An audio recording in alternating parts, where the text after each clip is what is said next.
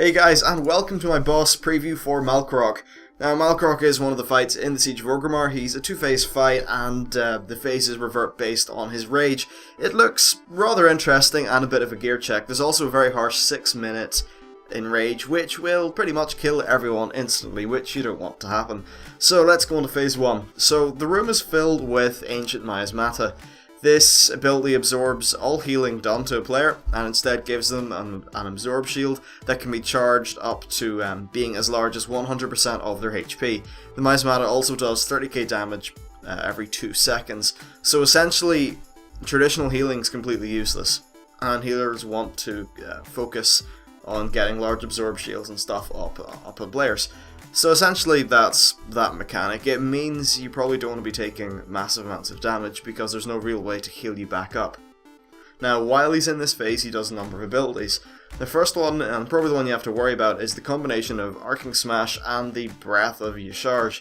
So for Arcing Smash, he faces a random player and does a 40-yard ranged cone attack in their direction.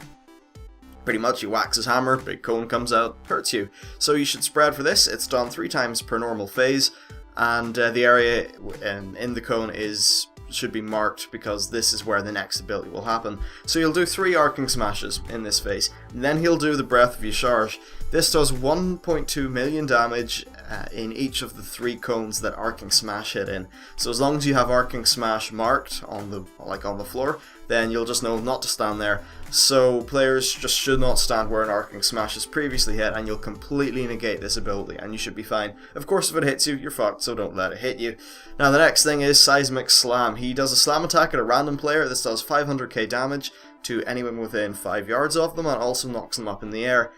Now the air damage, the falling damage, is also absorbed by the shield, so this really should be okay.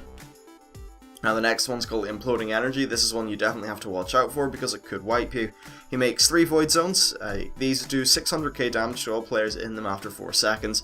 However, if there are no players in them, each one will do 600k damage to the entire raid, which that's 1.8 million damage. You don't want that, so what you want to do is just put 1 player or something like that in each of them and heal them back up.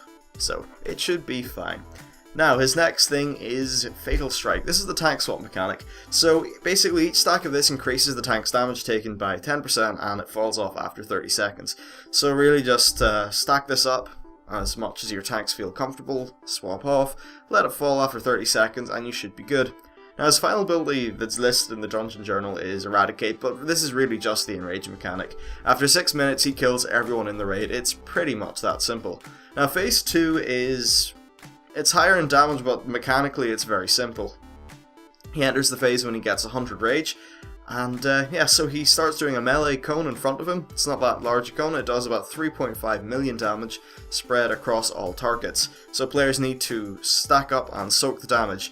Now the miasmata is gone at this point, so there's no need to worry about that. You're just healing completely regularly.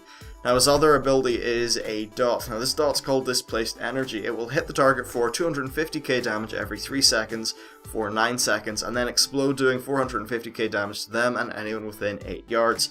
So simply heal through the dot, and then when the player's dot's about to fall off and the big AoE happens, they just need to walk outside of the group, let the AoE happen, walk back in, rinse and repeat these 2 phases. Now initially this may seem to be very simple mechanically, however it seems like a gear check boss. If you can't get the damage down to kill him in 6 minutes, you will fail. Although, I think it should be okay, especially because there's a lot of different ways to get gear now than just raid drops, so you'll be able to get up to the gear pretty quick. So that's it for this boss preview. Thank you for watching. Please like if you like and subscribe if you want to see some more, and I'll see you in the next video. Bye!